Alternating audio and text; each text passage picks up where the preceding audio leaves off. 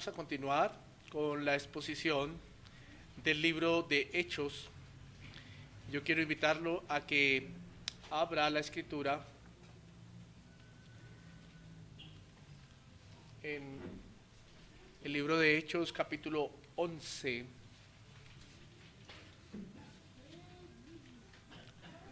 Hechos capítulo 11, vamos a estar mirando esta mañana desde el versículo 19 al 30. Hechos capítulo 11, desde el versículo 19 al 30. Y vamos a leer la palabra del Señor. Yo le invito a que usted me siga en la lectura. Dice el versículo 19.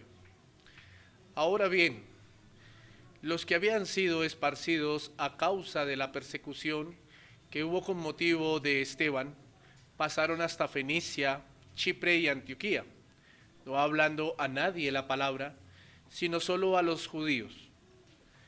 Pero había entre ellos unos varones de Chipre y de Cirene, los cuales, cuando entraron en Antioquía, hablaron también a los griegos, anunciando el evangelio del Señor Jesús.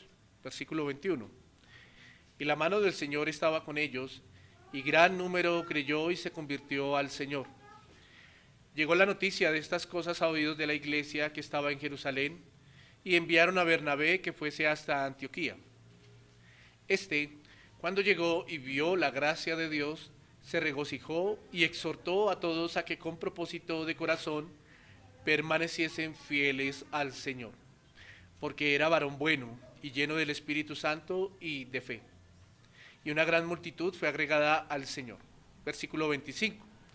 Después fue Bernabé a Tarso para buscar a Saulo, y hallándole le trajo a Antioquía.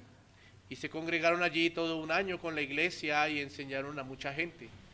Y a los discípulos se les llamó cristianos por primera vez en Antioquía. En aquellos días unos profetas descendieron de Jerusalén a Antioquía, y levantándose uno de ellos, llamado Agabo, daba a entender por el Espíritu que vendría una gran hambre en toda la tierra habitada, la cual sucedió en tiempo de Claudio. Versículo 29.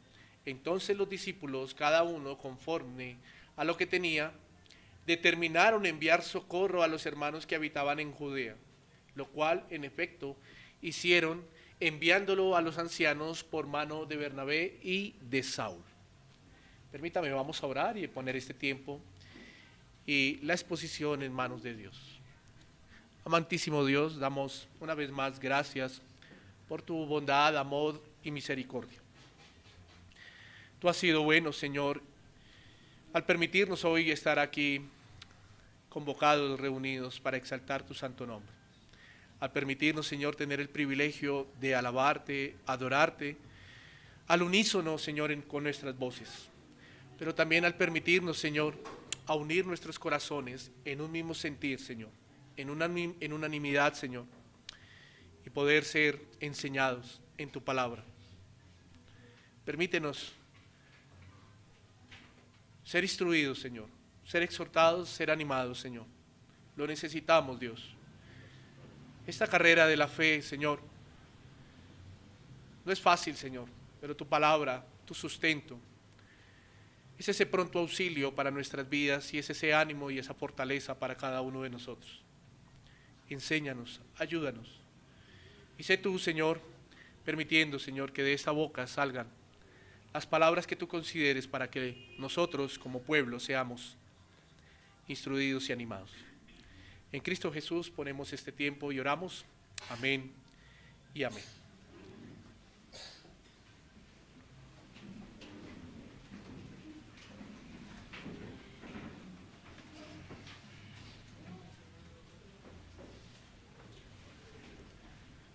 En esta mañana le he puesto como título a la enseñanza La iglesia en Antioquía. El Evangelio, una buena noticia, se extiende, confirma, anima y transforma. La iglesia en Antioquía. El Evangelio, una buena noticia, se extiende, confirma, anima y transforma. Antes de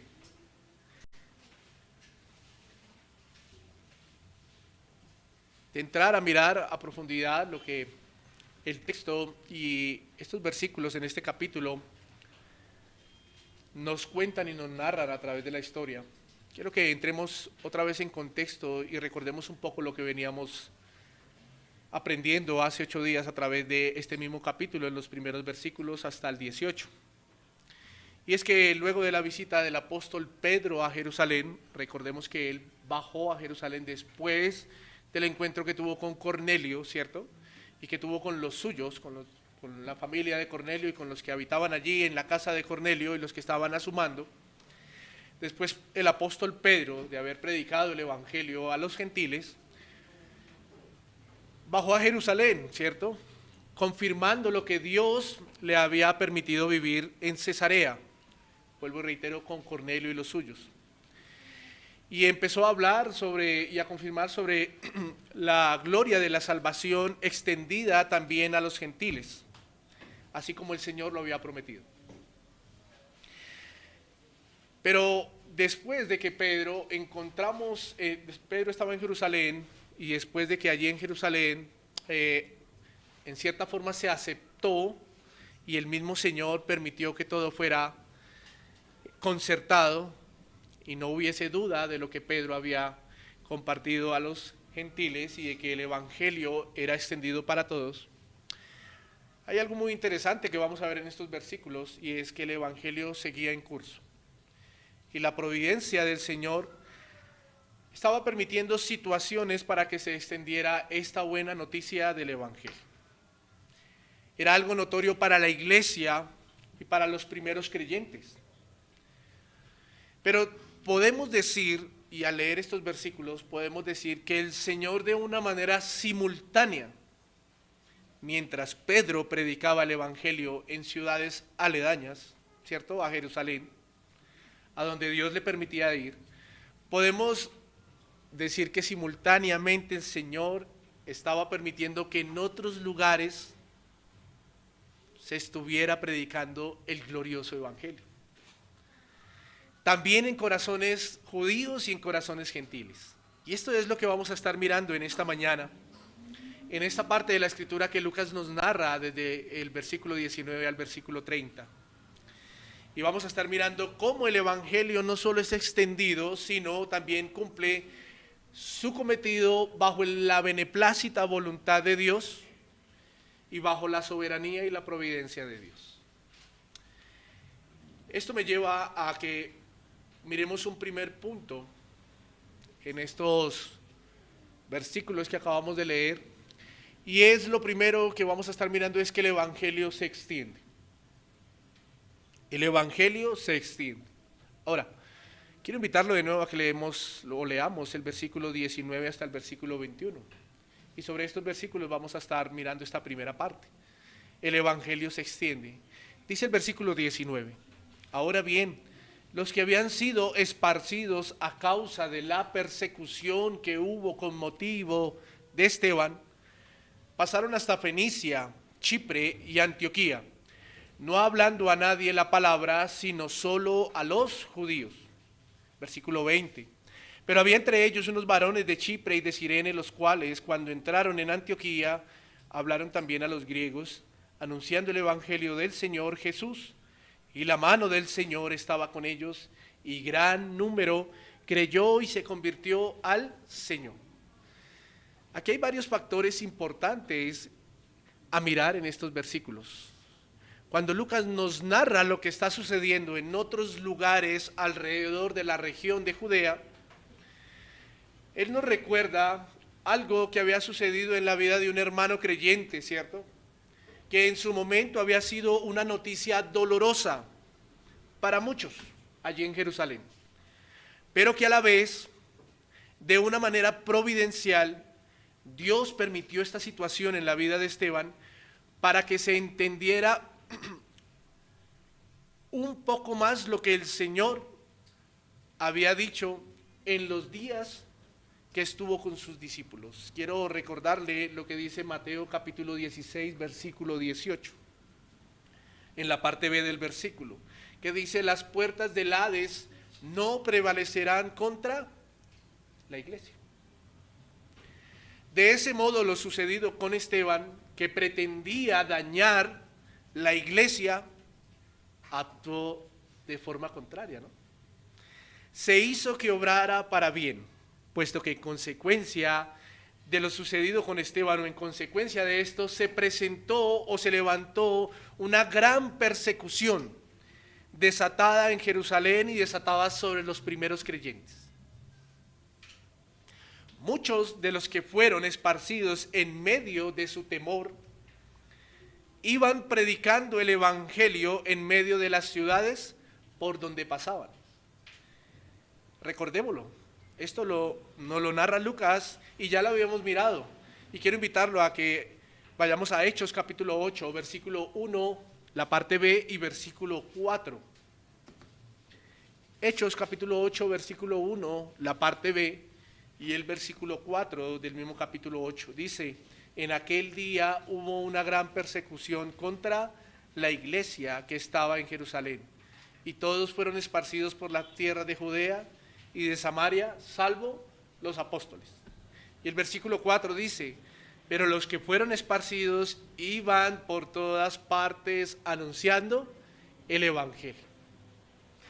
Notamos que después de la muerte de Esteban, el Señor permitió que se desatara esta persecución con un propósito. Vuelvo y digo, para muchos la muerte de Esteban allí en Jerusalén fue un momento doloroso. Pero providencialmente el Señor permitió aún esto para que se desatara esta persecución, y esa persecución era con un propósito, y fue la de extender el evangelio de salvación. Ahora, otro factor importante que podemos encontrar en estos primeros versículos que estamos leyendo, del 19 al 21, es que al parecer los que habían sido esparcidos en consecuencia de la persecución, muchos eran judíos helenistas. ¿Qué quiere decir un judío helenista? Un judío helenista era aquel que no era de la región de Palestina. O sea, no era oriundo de la región de Palestina, sino en tiempos atrás, muchos judíos por persecuciones anteriores fueron esparcidos. Y muchos judíos nacieron en lugares de habla griega o lugares lejos, digamos, de su nación étnica, por así decirlo, ¿cierto?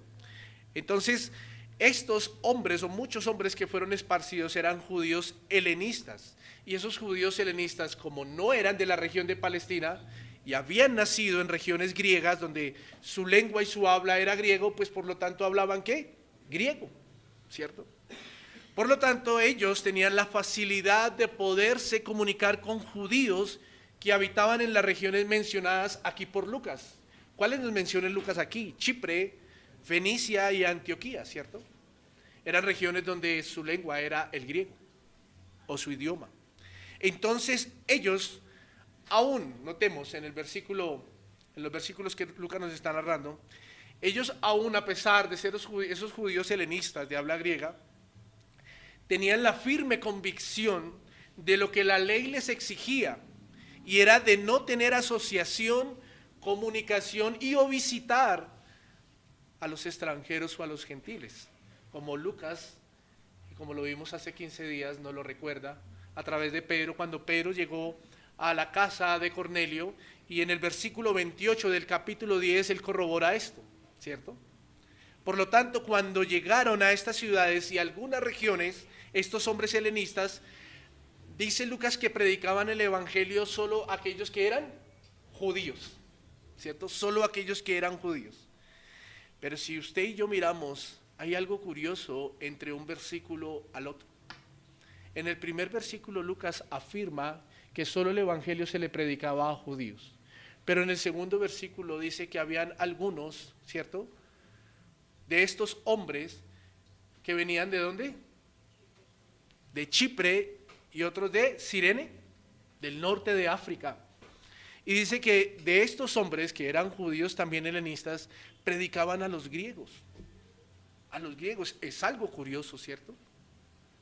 Algo curioso si hacemos un paralelo o una comparación entre un versículo y el otro, el versículo 19 y el versículo 20. Y Lucas en esta narración pone un pero grande y dice, pero habían algunos de estos hombres, dándonos una información muy importante, y es que al parecer estos hombres predicaban la palabra también a personas que eran griegos. Ahora, aquí hay algo importante. Uno podría decir, y al mirar el texto uno podría decir, bueno, estos griegos también eran judíos helenistas. Pero entonces, ¿por qué Lucas se tomó, en el versículo 19, se tomó la delicadeza de diferenciar a unos, y en el versículo 20, al parecer como si estuviera diferenciando a otro grupo? La palabra griegos ahí viene de su raíz helenas, ¿cierto? Y la palabra helenistas o judíos helenistas viene de helenistas o hellenistas. Entonces podremos concluir que la palabra griegos ahí en su raíz helenas quiere decir griegos de nacionalidad, extranjeros.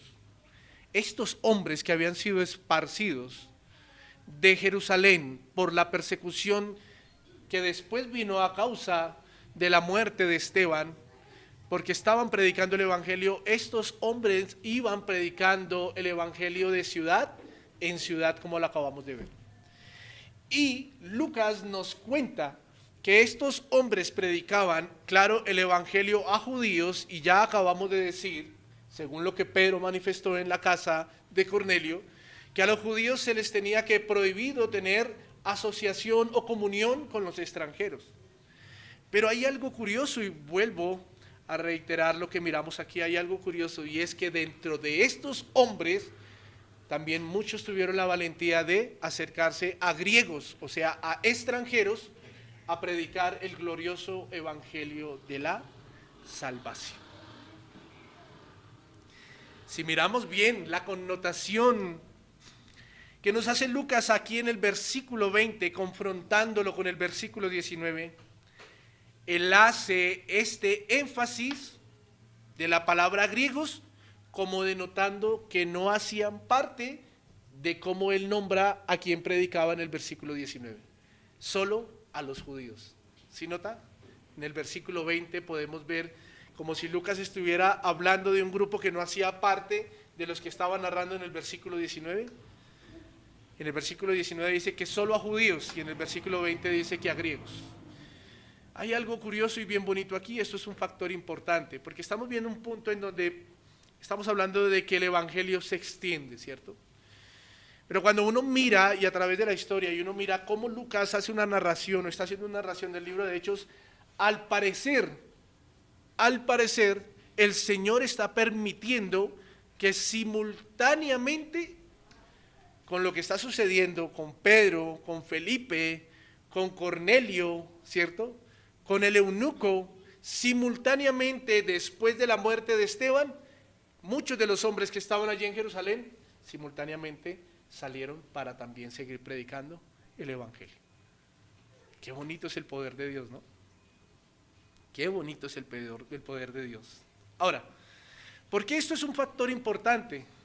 Por el poder soberano de Dios, porque podemos corroborar la omnisciencia y la omnipresencia de Dios, porque nos damos cuenta que el Señor en su manera de actuar simultáneamente estaba usando la vida de Pedro, la vida de Juan, la vida de Saulo, la vida de Bernabé, la vida de Felipe y la vida de muchos hombres para su gloria, para que el plan de redención se cumpliera y su propósito de extender el evangelio se llevara a cabo. Es claro notar que en estos primeros acontecimientos que Lucas nos narra sobre la iglesia en Antioquía, fue que todo esto sucedió para que allí se estableciera un grupo de creyentes firmes que iban a ser de mucha ayuda para el propósito del evangelio. Y en medio de este propósito, mis hermanos, quiero decirle, estaba la mano de Dios. Y siempre va a estar la mano de Dios. Solo Él fue quien permitió todo y tenía el control de todo para que esto se diera allí. Miremos el versículo 21, que es los versículos que estamos mirando en este primer corte, que dice Lucas al narrarnos el versículo 21. Y la mano del Señor estaba con ellos, y gran número creyó y se convirtió al Señor. Lucas nos deja por sentado que era solo por la mano del Señor, dejándonos ver al usar esta frase lo poderoso que es Dios. Al usar la palabra mano, Lucas nos manifiesta o nos denota o nos hace denotar primero fuerza, protección, poder, respaldo, control de la situación, manejo soberano de las circunstancias. A esto se refiere Lucas cuando dice, y la mano del Señor estaba con ellos. Ahora, cuando estaba mirando esta parte de lo que Lucas narraba allí, me hizo recordar algo que pasó con Moisés, cuando el Señor lo envió a presentarse ante Faraón. Éxodo capítulo 9, versículo 3. Éxodo capítulo 9, versículo 3. Dice, entonces la mano del Señor vendrá con gravísima pestilencia sobre tus ganados que están en el campo, sobre los caballos, sobre los asnos, sobre los camellos, sobre las vacas y sobre las ovejas. Lo traducido, lo puse aquí de la versión Biblia de las Américas, porque la Reina Valera dice, y la mano de Jehová, entonces, pero quería que usted entendiera el contexto sobre la mano del Señor. Cuando la Escritura nos hace referencia a la mano del Señor es porque Dios es quien predestina todo. Él es quien predestina todo. Él es quien permite todo. Él es el que tiene el control de todo. Y Él es el que hace uso de los instrumentos para llevar a cabo su plan. ¿Qué decía el versículo 21? Y la mano del Señor estaba con ellos, ¿cierto? Y un gran número creyó y se convirtió al Señor. Recordemos lo que pasó en Hechos capítulo 2, versículo 47. Hechos capítulo 2, versículo 47. Alabando a Dios y teniendo favor con todo el pueblo. ¿Y qué dice la parte B? Y el Señor añadía cada día a la iglesia a los que habían de ser salvos. Quiero, como manera práctica en esta parte, decirle, mi querido hermano y mi querido amigo en esta mañana, Pedro, Juan, Esteban, Bernabé, Saulo, Ananías, los discípulos, su vida, la mía, la vida de todos los pastores, la vida de los predicadores, de los misioneros, no son sino solo un instrumento en las manos de Dios, un instrumento más para que el poder de Dios sea notorio, para que podamos entender que es Dios quien añade, es Dios quien tiene control de todo, es Dios quien convence, es Dios quien apareja las situaciones en el tiempo y en el espacio para que un alma o muchas almas lleguen a ser parte de la gloriosa o del glorioso plan de salvación. Es solo Dios, es solo Dios, y solo Él es el que merece el honor y la honra. Cuando hablamos de que el Evangelio se extiende y cuando vemos este pasaje, uno puede ver que el Señor permitió todo aún desde el tiempo de Esteban, incluso por no irnos mucho más atrás, pero por tener un poquito de memoria lo que estamos viendo en Hechos. Note cómo Lucas trae a memoria lo que había pasado con Esteban y note cómo eso permitió que muchos de los hombres que salieron de allí, simultáneamente, vuelvo y digo, con las circunstancias que estaban pasando en la vida de otros, en la vida de los apóstoles, simultáneamente estos hombres iban de ciudad en ciudad también predicando el evangelio de salvación. Y a este punto llegamos y Lucas, o el Señor permite que Lucas traiga esto.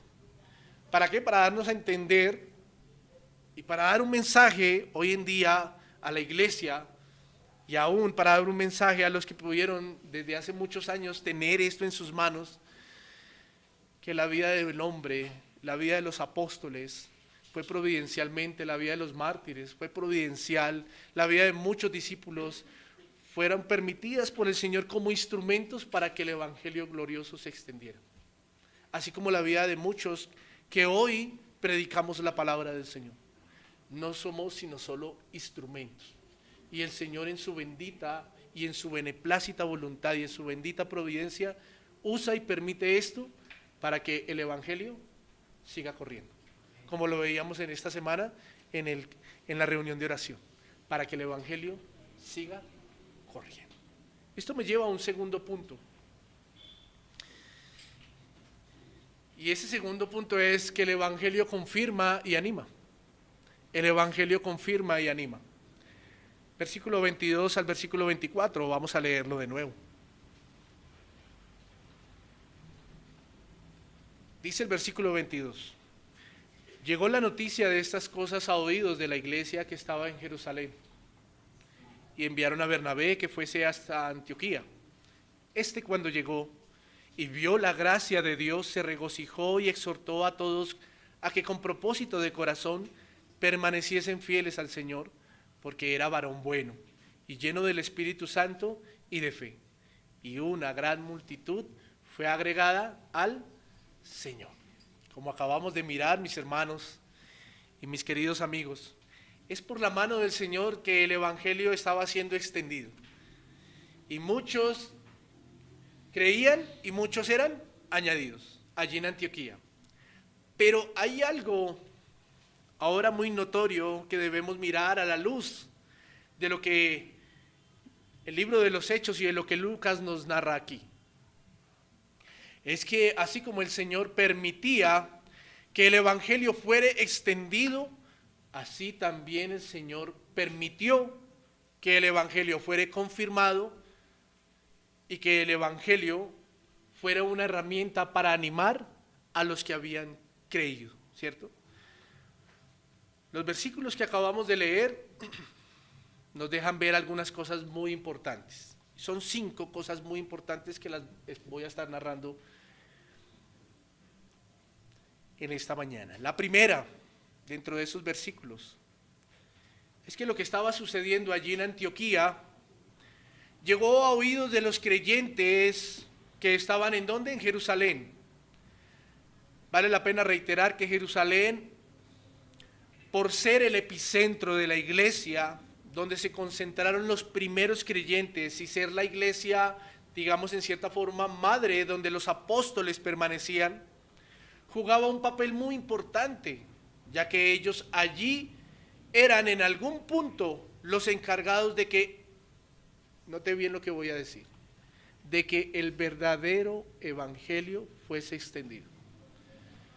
El verdadero evangelio, uno no debiera usar esa palabra en cuando habla del evangelio, pero lastimosamente ha sido tan distorsionado que hoy en cierta forma toca aclarar y decir el verdadero evangelio fuese extendido. Pero ellos tenían también, o ellos también eran los encargados de que el evangelio fuese confirmado. Así como sucedió con Pedro y Juan cuando fueron enviados a Samaria, ¿ustedes recuerdan ese pasaje? Para corroborar lo que estaba sucediendo allí por causa del evangelio. Eso lo vimos en Hechos capítulo 8, versículo 14 al 17, ¿cierto? Que el evangelio había llegado a Samaria. Pero ustedes se acuerdan qué fue lo que pasó cuando miramos este pasaje. ¿Ustedes se acuerdan qué fue lo que pasó allí en Samaria? Muchos creyeron, muchos fueron bautizados por el Espíritu Santo cuando Pedro y Juan fueron a confirmar lo que estaba pasando allí. Pero posteriormente a eso hubo un personaje que saltó en escena. ¿Quién fue? Simón, ¿qué? El mago.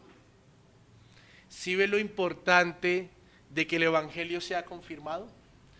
Porque voy a dejar esto aquí en este primer punto para entrar al segundo. Y lo voy a dejar con una pregunta. ¿Cuántos Simones el mago encontramos hoy en día? ¿Cuántas iglesias dirigidas hoy en día por muchos Simones el mago andan por ahí, siendo tropiezo para muchos? Note lo importante de la responsabilidad que tenían los creyentes, aún los apóstoles, allí en Jerusalén, de no solo extender el verdadero evangelio, sino también de confirmar lo que estaba pasando en otras ciudades. Primero lo hicieron en Samaria, ahora lo están haciendo ¿en dónde? Pasando más allá de las fronteras, en Antioquía, en un lugar donde a ellos inicialmente muchos no se atrevían a ir, porque era un lugar o tierras lejanas donde vivían extranjeros. Pero ahora con lo que pasó con Pedro y Cornelio, el Señor ahora estaba permitiendo todo esto. Y ellos ahora tenían que ir a corroborar, confirmar que el verdadero evangelio fuese el que estuviera siendo predicado allí en Antioquía. Segundo punto importante en esta parte es evidente lo que Lucas nos narra. Y es que cuando llegó Bernabé, allí a Antioquía, la primera escena que encontró Bernabé, Lucas la narra de la siguiente manera: vio la gracia de Dios.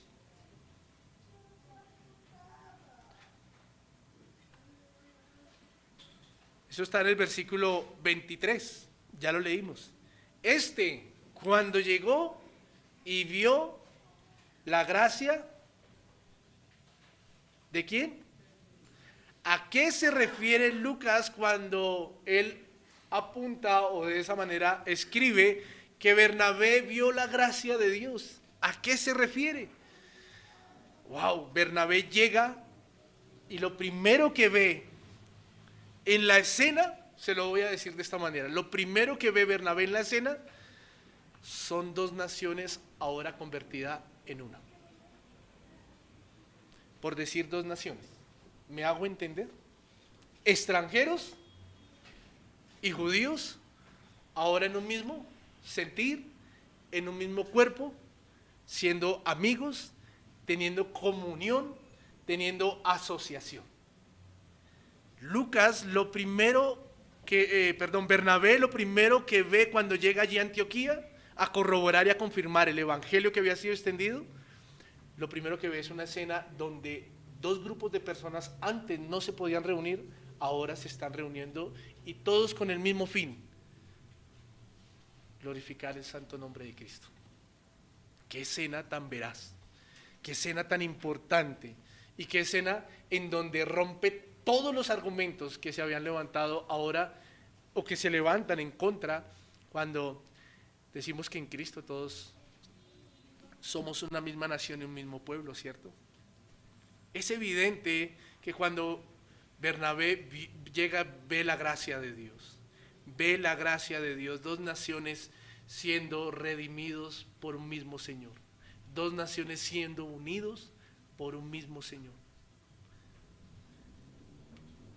Lo tercero, o el tercer punto importante en esta parte, es que Bernabé, al ver esta escena, confirma que es el verdadero evangelio el que ha sido expuesto y enseñado.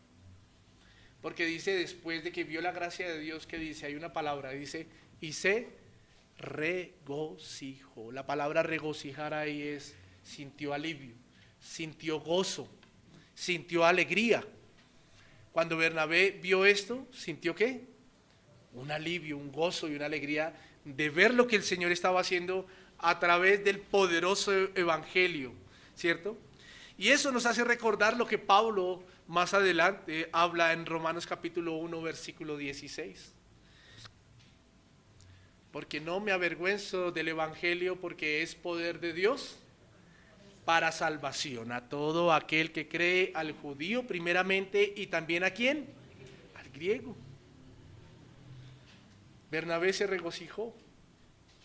Bernabé corroboró que el verdadero evangelio estaba siendo expuesto allí en medio de estos hombres.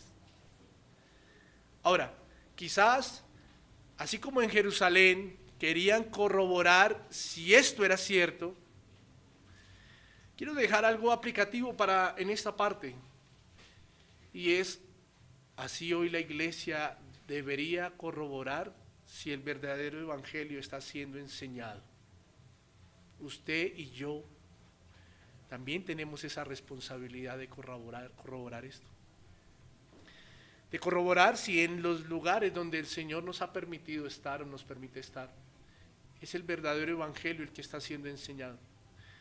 ¿Sabe por qué? Porque es que el evangelio transforma.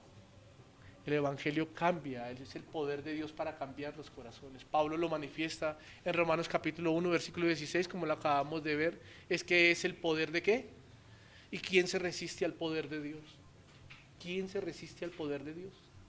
Pero usted y yo deberíamos regocijarnos cuando en los corazones que han recibido el evangelio, como pasó allí en Antioquía y como Bernabé estaba viviendo esta escena, usted y yo deberíamos regocijarnos al ver que el evangelio en cierta manera está cambiando las personas, y usted y yo deberíamos regocijarnos cuando el verdadero evangelio está siendo expuesto. Por eso nuestra responsabilidad de corroborar y confirmar y ser celosos de la palabra de Dios. A veces callamos por pena a los demás. A veces callamos porque no, es que si le explico el verdadero evangelio, no me va a volver a hablar.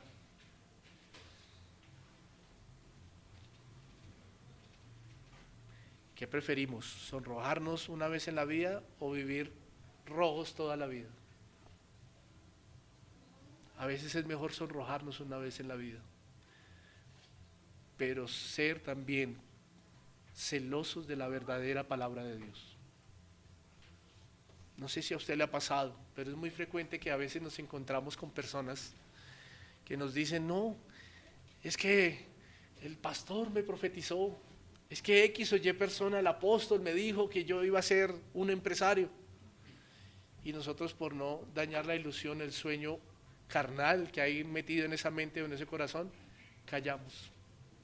Pero yo hago una pregunta: ¿no deberíamos de sentir regocijo en el sentido de que cuando pasa esto pueda ser una oportunidad para que usted y yo seamos celosos del evangelio y para que usted y yo compartamos el evangelio?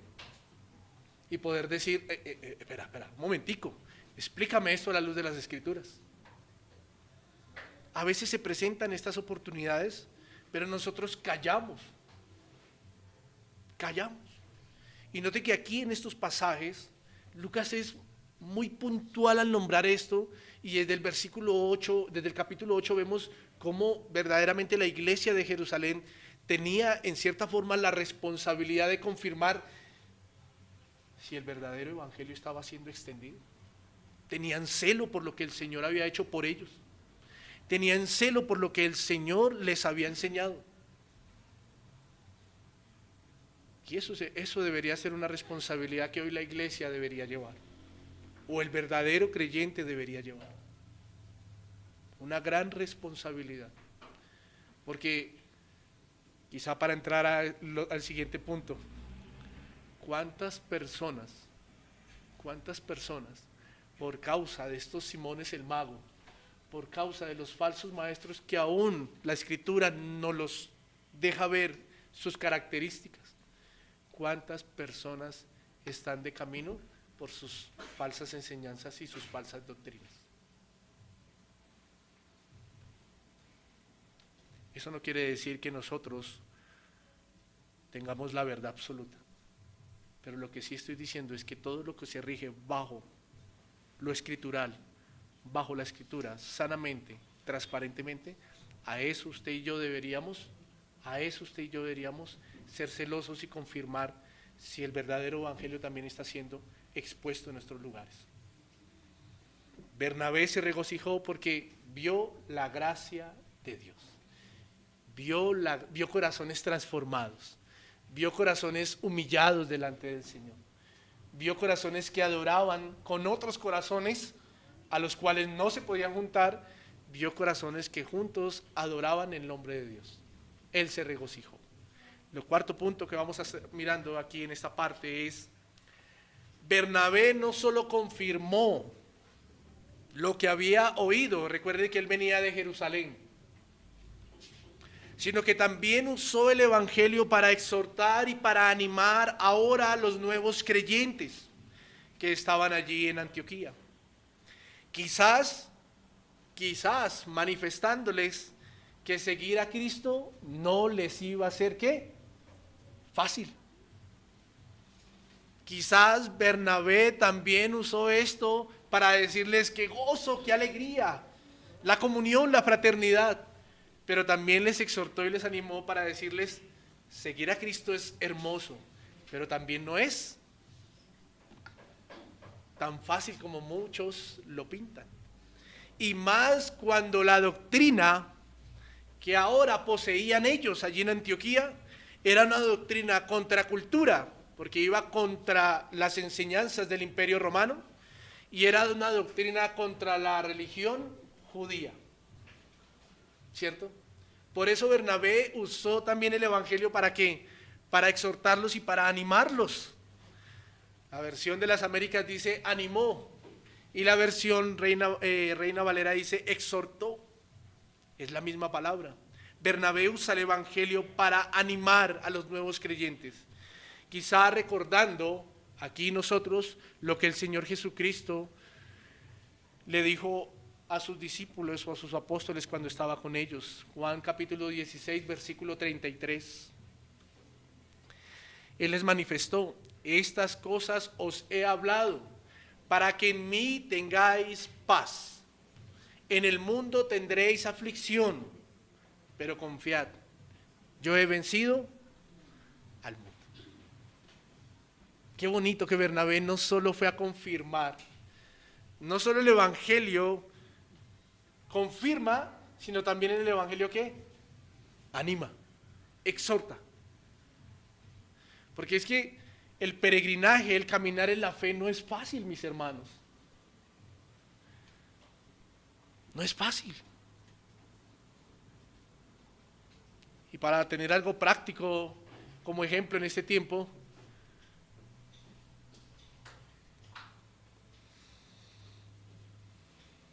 decirle hoy a un hombre, y con todo el respeto, decirle hoy a una mujer, lo que la Escritura nos enseña en cuanto a las relaciones, eso va contra cultura. Eso va contra cultura. Por eso nosotros, como hijos de Dios, como verdaderos creyentes, debemos ser convincentes y firmes en las doctrinas de Cristo. Debemos animarnos y exhortarnos día a día, eso nos manda la Escritura. Animémonos los unos a los otros. A eso nos manda la Escritura. Bernabé usó el Evangelio para animarles, para decirles que gozo ahora tener el plan glorioso de salvación. ¡Qué alegría! Pero esto no se trata de decir salvo y siempre salvo. Esto no se trata de decir ahora es por gracia y entonces yo sigo viviendo mi vida como si nada. No. La responsabilidad que tenemos como creyentes de empezar a caminar una vida donde su vida y mi vida sea testigo de lo que Cristo ha hecho en cada uno de nosotros. Ha hecho en cada uno de nosotros.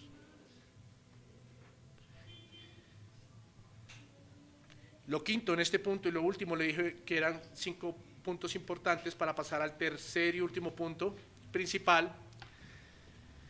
Bernabé fue un hombre de autoridad para confirmar y para animar y exhortar a los hermanos, bajo la observancia que él tuvo sobre los creyentes en Antioquía. En Antioquía, como dijimos, en Jerusalén era el epicentro, ¿cierto? Y enviaron a ¿qué? A Bernabé. Uno podría decir, ¿y por qué no enviaron a Pedro, a Juan o a algún otro, ¿cierto? La Escritura no es muy clara ahí. Pero como les dije comenzando, simultáneamente el Señor estaba permitiendo esto. Al ser simultáneo no sabemos si Pedro estaba en otro lugar predicando y no sabemos si Juan o los demás apóstoles estaban en otro lugar. Enviaron a Bernabé. Y Bernabé tuvo una observancia sobre los creyentes allí en Antioquía, ¿cierto? Pero quiero decirle algo. Así como Bernabé tuvo observancia, así Bernabé también era observado. ¿Me hago entender?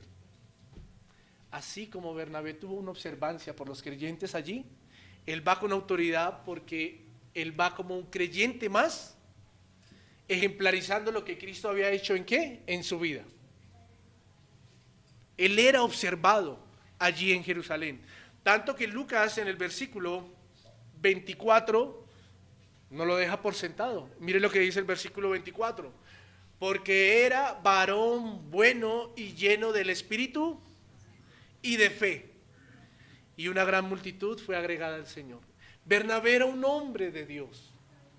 Bernabé era un hombre que testificaba con su vida lo que Cristo había hecho en él. Y para poder ir y corroborar, ir y animar e ir a exhortar a través del Evangelio a los hermanos en Antioquía, también él era observado por la iglesia en Jerusalén, porque de no ser así, no lo hubieran enviado. No lo hubieran enviado. Eso generó en Bernabé, o eso genera en él, una autoridad espiritual en cierta forma. Y qué bueno, a manera práctica, es que su vida y mi vida verdaderamente sea testigo de lo que Cristo ha hecho en nosotros, para poder nosotros con autoridad confirmar, animar y exhortar a otros a través del Evangelio. Pero es que, voy a decir algo, pero es que a veces queremos, con el poco conocimiento que tenemos, animar y exhortar a otros, cuando mi vida no es ejemplo de lo que Cristo ha hecho. Cuando mi vida no es ejemplo. Pepito, no haga esto, lo animo, lo invito. Y nosotros hacemos lo que Pepito está haciendo. Bernabé confirmó, animó y exhortó porque era un hombre, un varón bueno, lleno del Espíritu Santo y un varón de fe. Vamos a mirar un tercer y último punto. Recordemos los puntos que hemos mirado, ¿no? El primero fue: el Evangelio se extiende. El segundo es: el Evangelio confirma y anima. Y el último punto que vamos a estar mirando es: el Evangelio transforma. Versículo 25 al 30 vamos a estar mirando.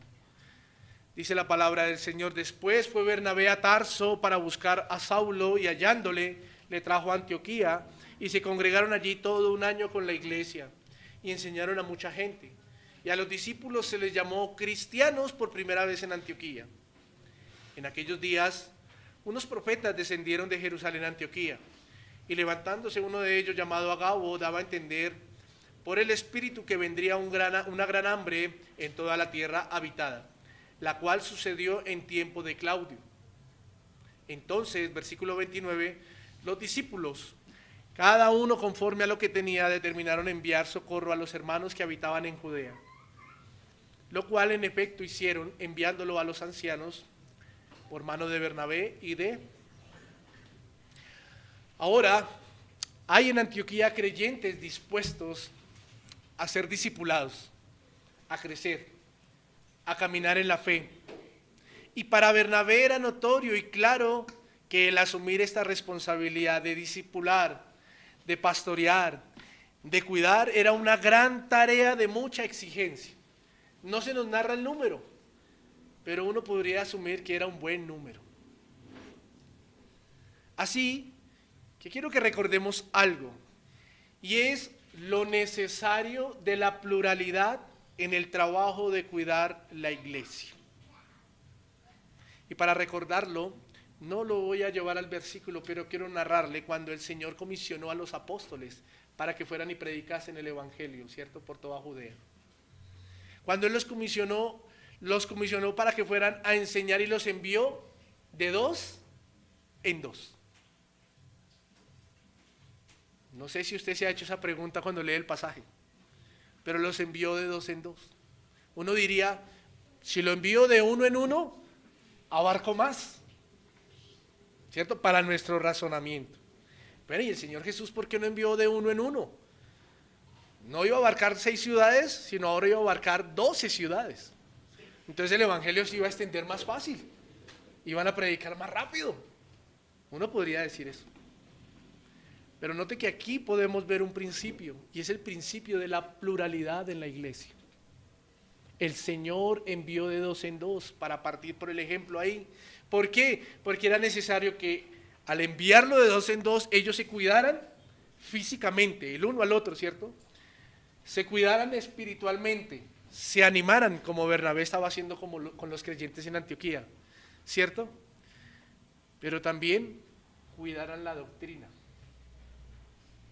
el uno como el otro, se llamaran. Quizá voy a ponerlo de esta manera, espero me entienden. Oiga Pedro, oiga Mateo, venga, usted dijo algo hoy que, ¿sí? Porque también en medio del ánimo y en medio del caminar juntos iban a aprender, pero también se iban a corregir, cuidando la doctrina que el Señor les había enseñado. Para Bernabé era notorio esto, quizá porque había visto el ejemplo, aunque la escritura aquí no es clara, pero quizá había visto el ejemplo en Jerusalén, en medio de los apóstoles. ¿Y qué hizo él? Fue hasta Tarso. ¿Y a quién llamó? A Saulo. Aún ahí, Lucas lo narra como Saulo. Fue hasta Tarso y llamó a Saulo. ¿Por qué? El escrito, Hechos no nos narra por qué, pero quiero darle unos 4 porqués. Quizá, ¿por qué Bernabé fue a Tarso a buscar a Saulo? El primer porqué fue el nuevo grupo de creyentes, quizá era muy grande, y Bernabé necesitaba apoyo para la instrucción y el cuidado de la iglesia en Antioquía. Puede ser un porqué. El segundo porqué es, Saulo era conocido por Bernabé, sabiendo lo que el Señor había hecho en su vida, y ahora era un hombre al servicio de Cristo, Saulo. Y Saulo también había compartido con Bernabé, y eso lo podemos corroborar en Hechos capítulo 9, versículo 27 al 29. Dice Hechos 9, 27 al 29. Entonces Bernabé, tomándole, lo trajo a los apóstoles. ¿A quién tomó? A Saulo. Y les contó cómo Saulo había visto en el camino al Señor, el cual le había hablado, y cómo en Damasco había hablado valerosamente en el nombre de Jesús. Y estaba con ellos, versículo 28, en Jerusalén, y entraba y salía. ¿Quién? Saulo. ¿Y qué hacía? Y hablaba denodadamente en el nombre de ¿quién? Del Señor, y disputaba con los griegos, pero estos procuraban matarle. Allí fue cuando él partió. ¿Para dónde? Para Tarso. De ahí, Saulo partió. ¿Para dónde? Para Tarso. Entonces, en este por qué Bernabé fue a buscar a Saulo, podemos decir que Bernabé tenía una buena concepción de Saulo, un buen perfil, por así decirlo, de Saulo. El otro por qué es por providencia de Dios. Quizá Dios permitió que Saulo fuera a su tierra natal con el propósito de que más adelante, como Tarso era muy cercano a Antioquía, y como Dios es soberano, omnisciente y omnipresente, y Él todo lo sabe, todo lo ve, quizá en su providencia el Señor permitió, por su cercanía de Tarso a Antioquía, permitiera que Bernabé buscara a Saulo allí para la tarea de cuidar entre los dos la iglesia en Antioquía. El otro porqué puede ser de que Saulo hablaba griego. Ya acabamos de leer en Hechos capítulo 8, en el versículo 28 y 29. Saulo hablaba griego porque disputaba ¿con quién? Con griegos, y se le facilitaría la enseñanza en Antioquía. Bernabé era oriundo ¿de dónde? De Jerusalén, ¿cierto? Bernabé era oriundo de Jerusalén. No sabemos si hablaba griego o no, no sabemos. Bueno, no sabemos si después de lo que pasó allí en Pentecostés, pero era más fácil para una persona que hablara griego y que estaba instruida enseñar a los griegos allí en Antioquía. Se le facilitaría. Y además de eso, Saulo era conocedor de la ley, formado a los pies de ¿quién? De Gamaliel. Tendría cierta autoridad para testificar de la promesa de redención de Dios cumplida en su Hijo Jesucristo. Versículo 26 del capítulo 11, mire lo que dice. Y se congregaron allí todo un año. Los versículos que estamos viendo. Y se congregaron allí todo un año con la iglesia. Y enseñaron a mucha gente. Y a los discípulos se les llamó cristianos por primera vez. ¿Sí nota que dice y enseñaron a mucha gente? Quizá ese por qué Bernabé buscó a Saulo en cuanto a su lengua, que hablaba griego, quizá también a Saulo se le facilitaría enseñar allí en Antioquía. Ahora, después de mirar algunas posibilidades de por qué Saulo fue llamado por Bernabé para ir a Antioquía, quiero que miremos dos cosas importantes ya para cerrar en esta mañana. Dos cosas importantes que nos narran estos últimos versículos. Lo primero es que a los discípulos se les llamó cristianos por primera vez en Antioquía. A los discípulos se les llamó cristianos por primera vez en Antioquía. Hay algo que debemos dejar claro y es que solo el Evangelio es el que transforma. Solo Dios a través del poderoso Evangelio produce transformación en el corazón del pecador. Solo Dios. No es el hombre, no es el predicador, no es el humo, no es la música, no son las danzas, no es la piel de gallina que se pone cuando cantamos. No, no es eso. No es eso. Y quiero decirle eso esta mañana, ¿por qué? Porque aún nos hemos atrevido a decir que el poder de Dios se manifestó cuando lloramos o cuando la piel se nos puso de gallina. Aún muchas veces gente se ha atrevido a decir que sale de una iglesia y dicen, hoy no sentimos el poder de Dios. Dignificando el poder de Dios a una simple piel brotada, emocionada, o a un simple corazón pecador, caminando a 1000, porque saltó y brincó y sudó en la alabanza. Ese no es el poder de Dios. Aquí hay que dejar algo claro. Lo que transforma es el Evangelio. El poder de Dios es a través del Evangelio. El Espíritu Santo es el que redarguye los corazones. La Escritura es la que santifica. La verdad es la que santifica. No el pastor. Un discípulo es el que está dispuesto a ser enseñado. Un discípulo es un alumno, por eso dice la palabra allí, los discípulos. Un discípulo es un alumno. Y esta palabra discípulo se usaba esencialmente en los creyentes, en los hermanos, en los que se hacían llamar los del camino, en los santos, hasta ese entonces. Ahora, era notorio que por su manera de vivir, de testificar de Cristo, los iban a llamar por primera vez cristianos. ¿Qué quiere decir cristiano? Uno que sigue ¿a quién? Uno que sigue a Cristo. Uno que con pensamiento serio abraza la doctrina de Cristo. Eso es un cristiano. Que con pensamiento serio abraza la doctrina de Cristo. Qué responsabilidad, ¿no?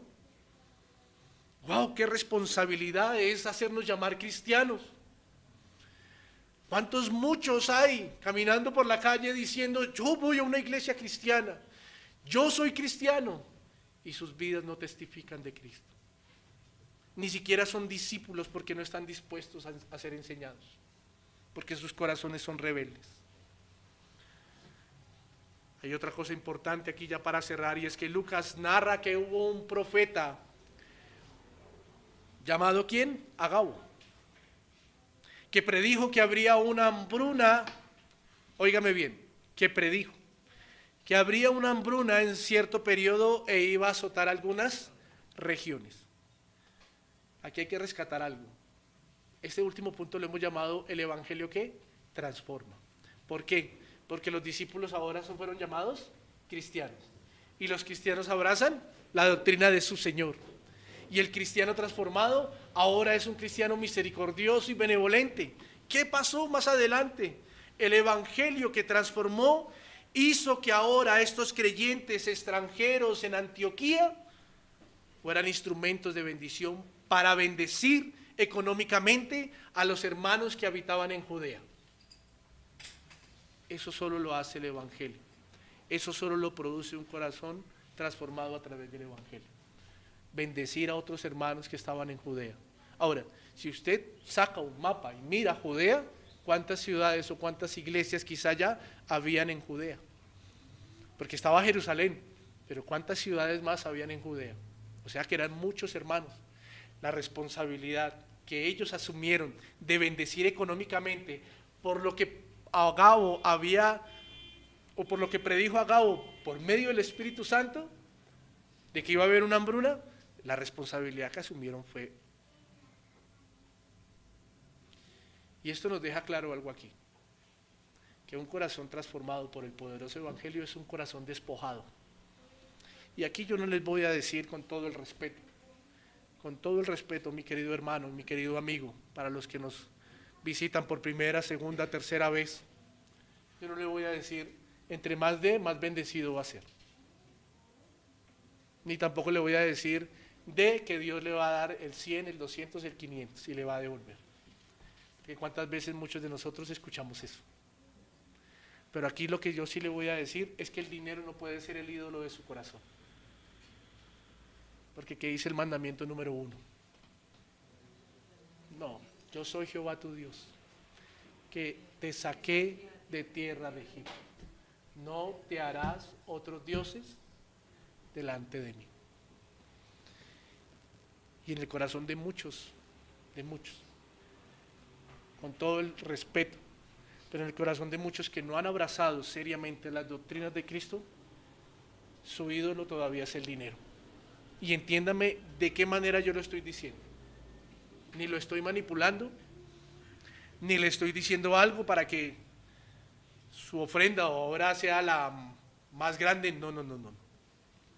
Pero cuando uno es transformado por el poderoso Evangelio, sucede lo que estos hombres quizá allí hicieron. No dudaron, en ningún momento dudaron de ser bendición para otros que iban a pasar hambre. Y esos otros eran hermanos en la fe. Esos otros hacían parte ahora de la familia, como ellos estaban haciendo parte de esa familia, esos otros eran parte de la familia de la fe, de la familia de Cristo. Mi hermano y mi hermana y mi amigo, eso solo lo produce o eso solo lo hace el Evangelio transformador en nuestro corazón. Aprender a ser despojados. Quiero dejarle unas aplicaciones, 2 aplicaciones generales con el tema que estuvimos exponiendo esta mañana. Y la primera es, solo Dios es el que tiene, o es quien tiene, el poder de alterar el tiempo, el espacio y las herramientas para extender el Evangelio. Solo Dios es quien tiene el poder de alterar el tiempo, el espacio y las herramientas para extender el Evangelio. El Evangelio es extendido por la iglesia, que es un instrumento, pero realmente quien se lleva los honores es Dios. El corazón del hombre debe apartarse de todo pensamiento que le pueda venir al creer que nos volvemos necesarios y que sin el aporte de nosotros el Evangelio no se puede extender. De aquí a cuando usted y yo nos volvimos tan importantes que si yo no predico el Evangelio no se puede extender. No. Dios usa y hace como Él lo determina. Una segunda aplicación es que nuestras vidas deben ser el reflejo de Cristo. Nuestras vidas deben ser el reflejo de Cristo. Y vivir conforme al verdadero Evangelio que el Señor en su Escritura nos ha dejado. Cada persona, cada creyente, discípulo cristiano, debe ser el vivo ejemplo de su Señor. Yo no puedo decir que soy cristiano cuando la palabra dice es un seguidor de Cristo Y soy cristiano cuando sus doctrinas en mi vida y cuando su ejemplo en mi vida no brota a flor de piel. En la iglesia debemos ser ejemplos con los hermanos, con el nuevo, con el débil, tener convicciones firmes bajo el fundamento escritural, bajo las doctrinas escriturales, dando fruto en nuestro diario vivir, así como Bernabé lo vio en Antioquía, sometiendo nuestra carne y nuestro pecado al poderoso evangelio. Que el Señor nos ayude, mis queridos hermanos, que el Señor nos ayude. Permítanme, vamos a orar.